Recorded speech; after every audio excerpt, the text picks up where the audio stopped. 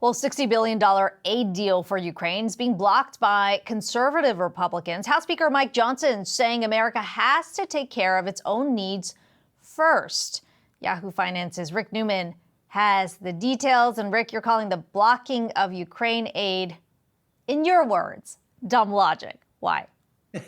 I mean, it's just sophistry what we're hearing from Mike Johnson and other conservative Republicans. I mean, he keeps saying, as you pointed out, Akiko, we need to take care of America first. In particular, they want fixes for this huge flow of migrants at the border, as if, the United States government is not doing anything for Americans. Well, all we ever talk about is sending U.S. taxpayer money overseas. That is not the case at all. I mean, the government's fiscal year started October 1st. The government has spent $2.1 trillion since then. Almost all of that is money spent on Americans to help Americans. The U.S. government spends $14 billion a day. A lot of that goes out in Social Security payments, Medicare benefits, and practically everybody in the country benefits from all the money the government spends on a daily basis. President Biden is asking for $60 billion to help Ukraine.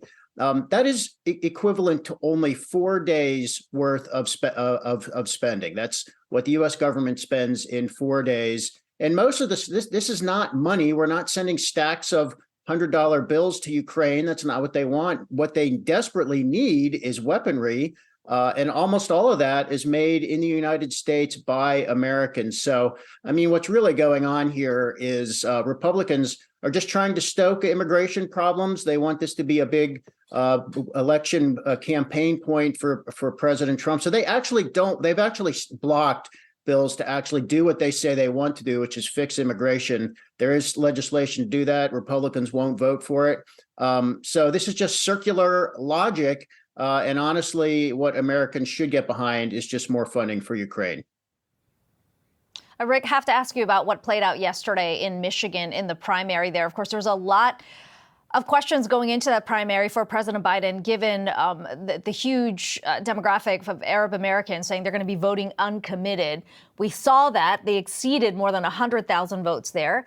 What does that tell you about just how complicated that path is for the president in trying to capture that state, which is very much in play and critical to that November election? Well, Biden, this might be overplayed a little bit in the media. Biden still I think he got 81% of the vote among Democrats. That's a pretty decisive victory. It's very clear. It's not just Arab Americans, it's young Americans are not happy with Biden's what began as full-throated support for Israel, because there are certainly some Americans who think Palestinians are the victims here. And the Biden administration is getting that message. One thing the State Department has recently said they oppose certain new settlements in the West Bank. That is a key point. So Biden is addressing these concerns. I think some of the Arab Americans in Michigan, they just want to be heard. So I think he is saying he's going to hear them. And if you want to ask, what does this all mean for the general election? It seems a little bit hard to believe that Arab Americans who don't love Biden's policies are going to vote for Trump. Because Trump, remember, one of the first things he did when he became president in 2017 was ban Muslim immigrants, the Muslim ban, which courts struck down and said you can't do that. So it's not like these people are going to necessarily vote for Trump, but they want Biden to hear them. And I think Biden has to hear them. And that is at least what the White House has said. They're going to try to earn every vote. Has been the line from the White House. We'll continue to watch that. Rick Newman, thanks so much. Yeah, Kiko.